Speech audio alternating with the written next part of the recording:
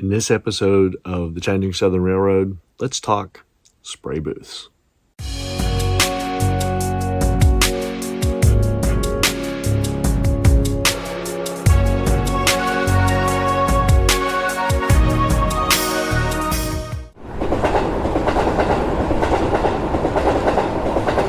Howdy, train fans. Welcome back to the Chattanooga Southern Railroad.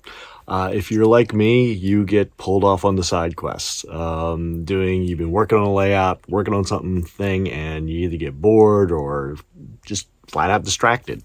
And so you get off on doing something else. Well, I've been watching, got myself caught up on a couple videos lately around spray booths.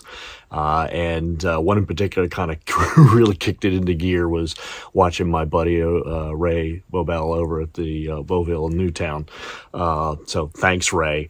He was building a spray booth for his models, and instead of going out and buying one, he decided to build one. And I've been wanting a spray booth. I have a good compressor, good airbrush, and I wanted to get a spray booth so that I could start weathering some of these cars that I'm now getting tuned up. So I started looking online to see what a spray booth would cost, right? How about no?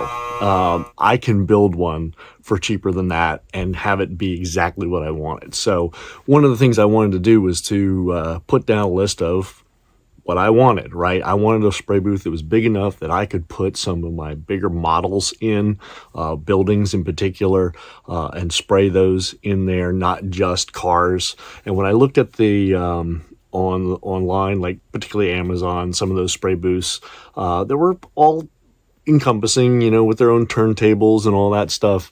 I quickly discovered that they were quite small, and the bigger they got, the more expensive they got. And the entry one I was looking at, and I'll throw one up on the screen here, $159, right? But it's yay big, right? And not very deep too. That was the other thing that I saw.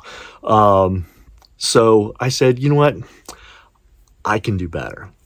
I'm going to put my engineering brain together. I'm going to watch some of these videos of people building their own spray booths, and I'm going to try and do this myself. So this is the video number 1 in this series.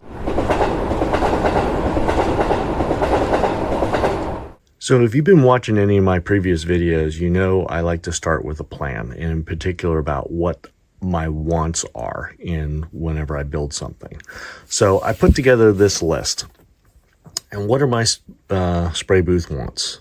Number 1, I want it to be inexpensive. As I mentioned before, the ones I saw online were expensive for just the smaller versions, and so I wanted to have exactly what I wanted for a reasonable price. 2, I wanted it large enough to hold HO scale buildings, right? Some of the buildings I have are going to be quite significant in size, 18 inches wide, could be, 12 inches tall, something like that, and maybe even taller. They also might have a very good size footprint. So the spray booth needs to be somewhat deep as well to be able to handle those. I wanted to have some good lighting, and in particular, not just good like bright white lighting, but I wanted it to be variable because my lighting on my layout is going to change, and so I want to be able to change the way the lighting looks in the spray booth, so as I'm weathering models and painting models, I can see what it's going to look like in all the different lights. It's got to have strong ventilation, right? Because that's the whole point of a spray booth, is to get the paint fumes out of the way, capture that particulate, and get it out of there. So it's got to have some strong ventilation. I want to use a standard filter size. That was one of the pieces of advice Ray gave to me in a comment exchange on his channel. And I totally 100% agree with that. I want to have a standard filter size, but I also want it to be able to change out the different types of filters or quality of filters, depending on what I'm spraying. If it's water-based, you have one thing. If you're doing oil-based, you want to have a more tactful filter, media to capture that, and possibly the odors as well. I want it to be somewhat portable. I don't need it to be able to fold up into a nice little suitcase and be carried around, but I want it to be light enough, or at least be breakdownable, that I can move it relatively easy, especially if I want to move it outside to use it. So that's the list of what I'm looking for.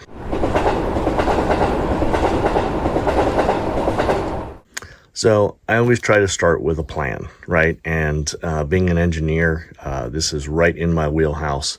And so I try to do some sketching up of what it is I'm looking for. I'm going to use a cardboard box as a base, and what's this plan is sitting on is actually the box. This is a Dell monitor box, and when I say Dell monitor, I'm talking about the old cathode ray tube monitors from back in the early 2000s. I had bought 2 of these and kept these boxes to store my trains in through several different moves, and I'm not using them anymore because I've got my train set up. So this box is basically dimension-wise is 22 by 22 by 22 by 24 by 22 inch deep, and it's really thick, heavy-duty cardboard. So I'm going to use that as the base, and I'll show that to you here in a little bit. But the idea here is to turn this thing on its side, and then use some wood to help firm it up a little bit. Use some furring strips, which are pretty inexpensive.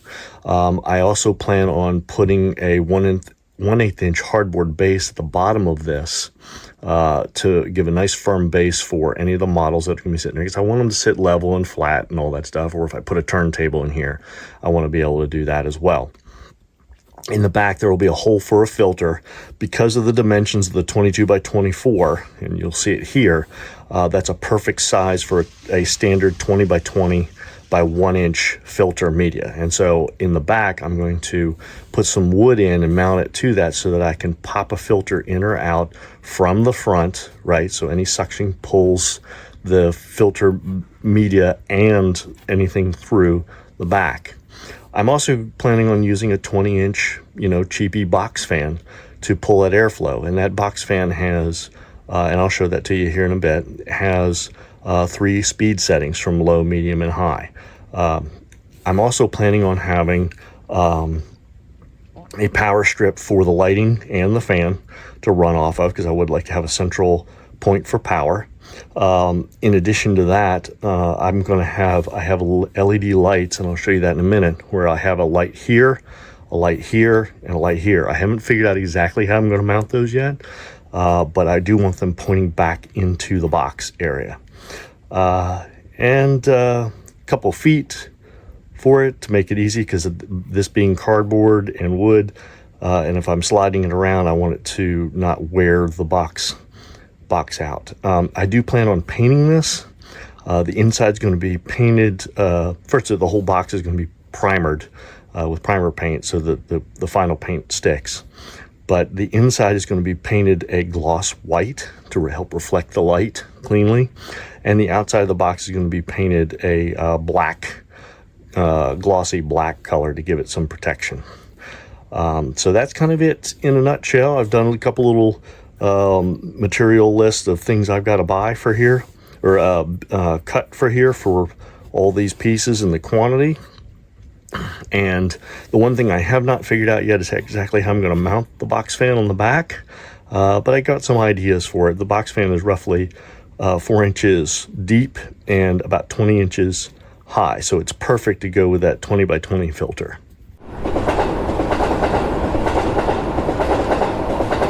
All right, so let's talk about some of the materials that I'm going to be using in this build.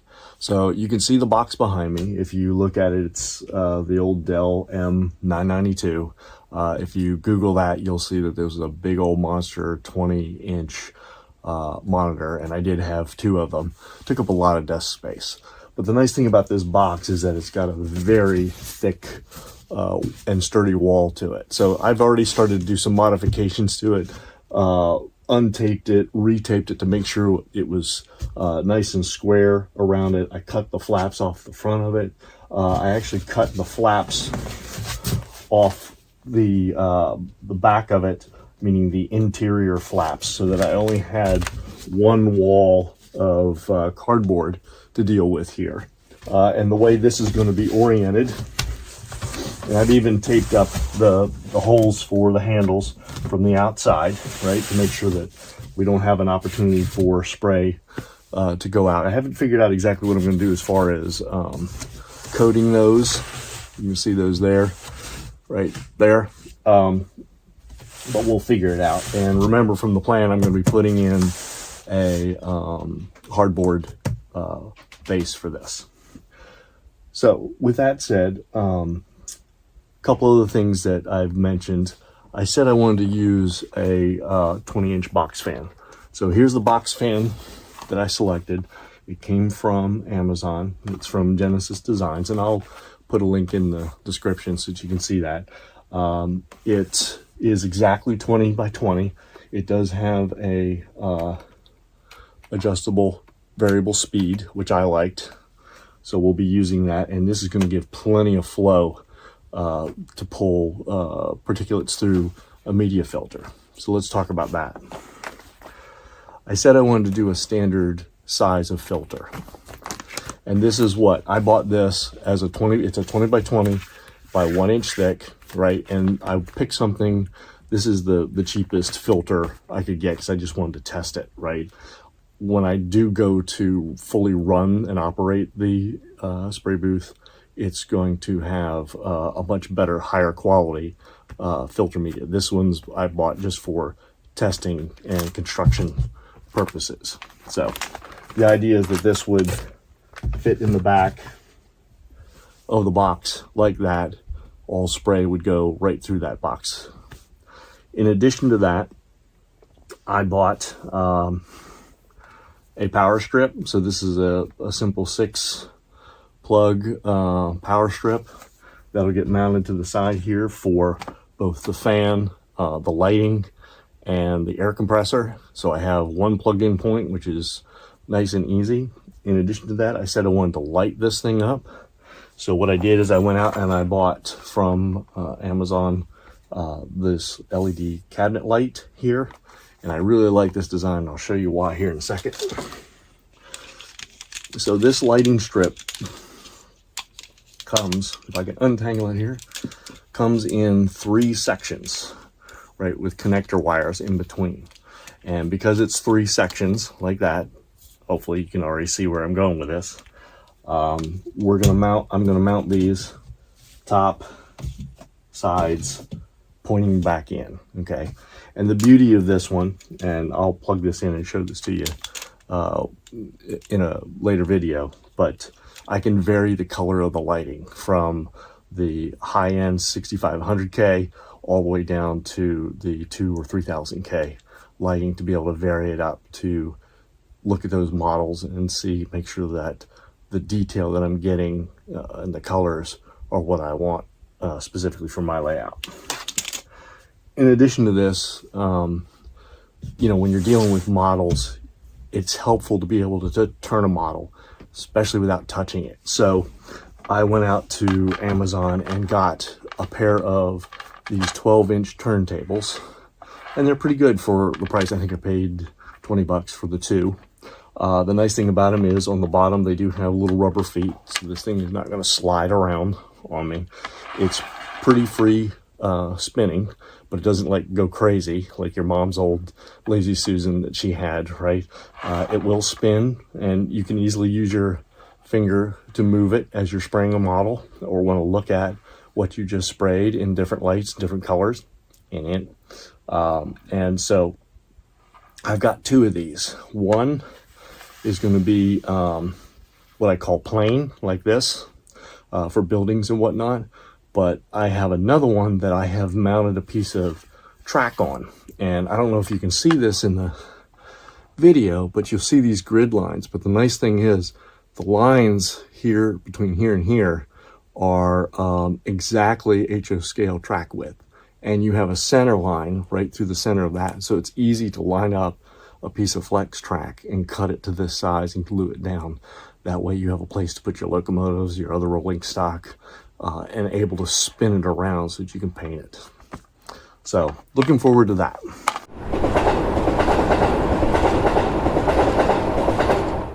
So I mentioned the lighting unit that I bought off of Amazon. So I want to kind of show that to you here. So I'm going to display this in a most unique fashion here. We'll see whether or not it works or not. But it comes with a mounted controller, and you can actually turn the lights on like that. Sorry if I blinded you. But you can see that these is a very kind of yellowy light, and so you can dim them, right? So I can take these down to a very low level if I want to, right? I can bring them back up to a really intense color there, but I can also change the coloring of it to a very white light, or anywhere in between. That's the other beauty. It's not just 1 or 2 or 3. It's the whole range from, again, the 6,000 Kelvin all the way down to, if I can get it to work, all the way down to the 2,000 Kelvin range. And you can change them just that quick. So there's the lighting thing for you.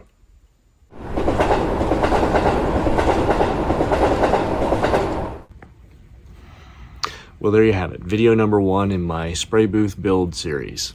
One of my friends had said to me, you know, it'd be really neat if you shared the actual cost of what it takes to build, you know, both not only dollars, but also your time, how many hours you spent doing things. So for this video series, I think what I'm going to do, it's towards the end, once I know that data, I'll share that with you. I'll give you a laundry list of what I bought and how much it cost me. And also how much time I spent in building this. You got a really good feel of, you know, is it worth it for you to go out and try and build this, or would you rather spend your money versus your time to go buy a spray booth? So with that said, thank you to all my subscribers, especially the most recent ones and the long-standing ones. Thank you to all my viewers. I appreciate it. All the likes and thumbs up, and especially the comments. Love getting those. If as you watch this video series or any of my videos, if you you know, have a thought or an improvement idea, would love to hear it. Right. So please, don't be shy and share it. And if you don't want to do it in the comments where it's a public thing, reach out to me at my email at ChattanoogaSouthernRailroad.com. You can find that in the About Me page, and I'll even put it up on the screen down here so you can make it nice and easy for you. So with that said, we'll see y'all down the tracks. Bye.